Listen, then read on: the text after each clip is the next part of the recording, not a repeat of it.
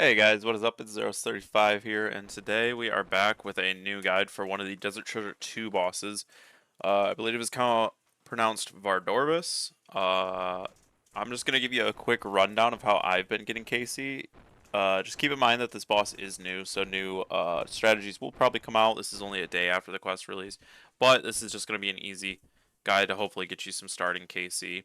A little disclaimer, this boss, when shit hits the fan, it really hits. I mean, it just kind of goes insane, things happen, so it's going to be frustrating at first, but just keep chugging through it and you'll be fine.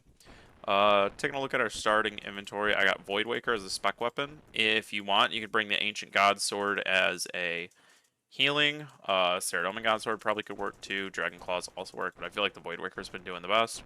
I just go with a bunch of Anglerfish and Bruise for the combo eats when you start to kind of panic. 4 Super Stores, 2 Super Combats. Book of the Dead, this, your rune pouch with thralls, teleport out, and then I bring the ring because I have gotten the teleport. If you do not have the teleport, you do not need to bring the ring. Bring another piece of food. You can also bring Death Charge if you want. I just haven't been, but that's completely up to you.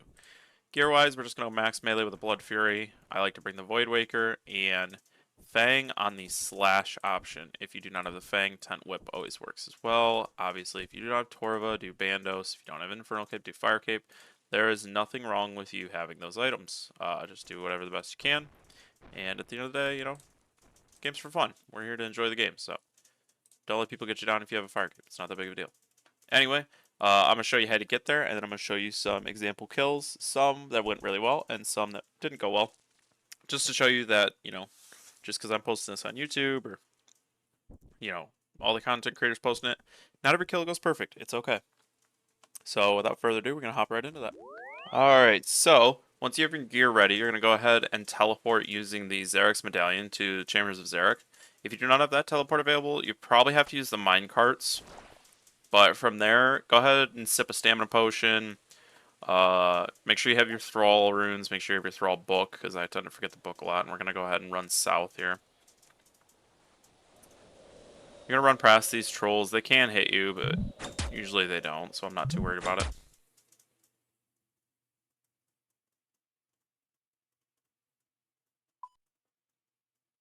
As you can see, run down here to the boat.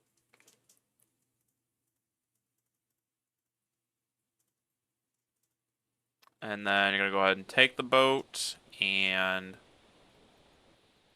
once you've done the quest, this shortcut will be unlocked. If you have not done the quest, you have to obviously go through the quest and do the parts, so this shortcut will not be here. And we're just going to run through, ignoring the strangled, and we're going to run to this pyramid right here and just click enter on the entrance.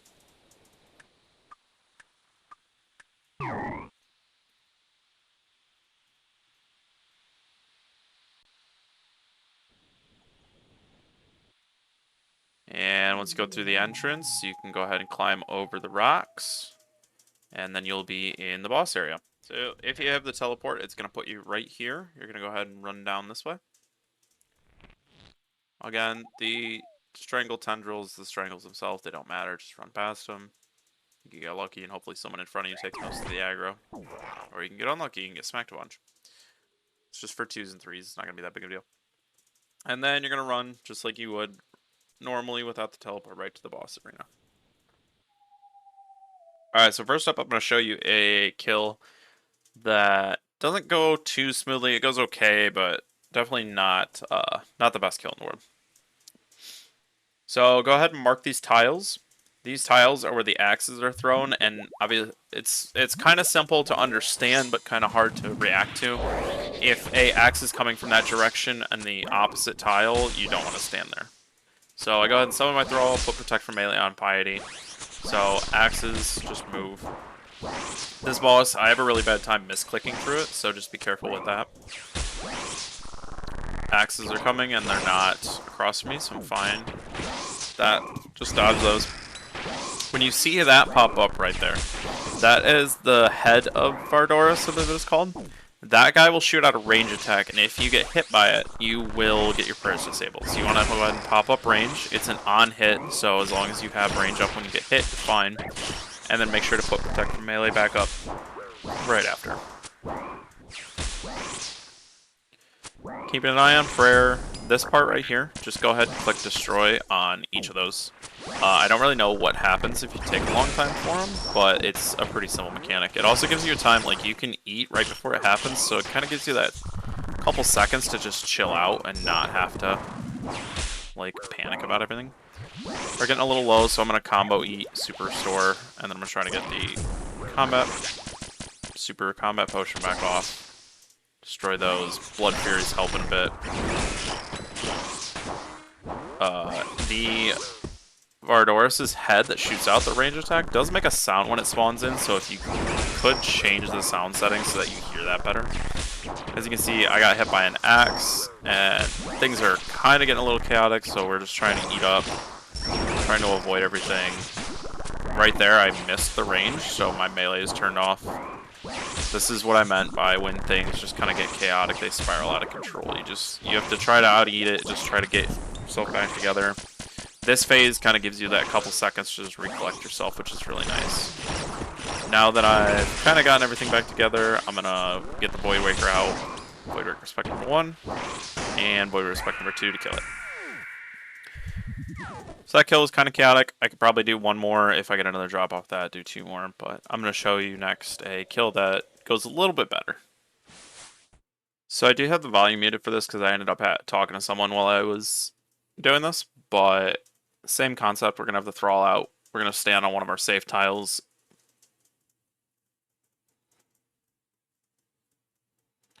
Axes are across from us in our tile, so we're just going to move over one. We're going to protect range. For this kill, I ended up changing my NPC indicator tiles to red, and then specifically marking Vardorvis as blue, that way so I can tell when his head pops up rather than having to listen for sound. When Vardorvis dashes around like that, just step out of the way. Try to make sure you don't step into the direction of an axe. Gets a little chaotic sometimes, easier said than done.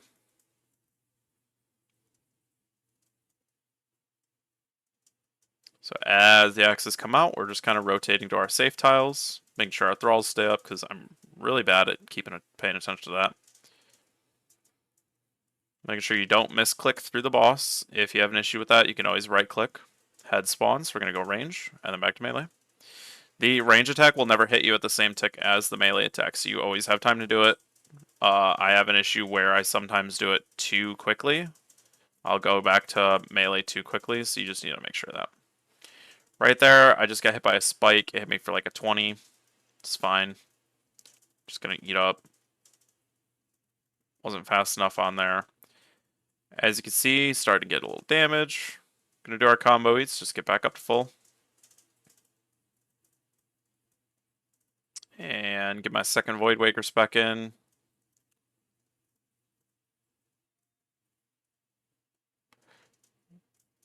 If you take some damage right there, that's okay. A little bit of lag there.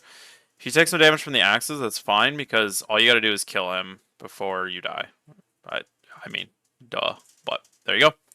Alright everyone, I just wanted to say thank you for watching. A lot of these strategies I've picked up just from watching other videos or other streamers. None of them are my original strategies other than marking the NPC specific colors, but I wouldn't even call that a strategy. So I just wanted to give a shout out. You know, many of the streamers did come up with this for me. I'm just putting it into a nice, easy guide for other people to understand. So other than that, thank you guys for watching, and have a good one.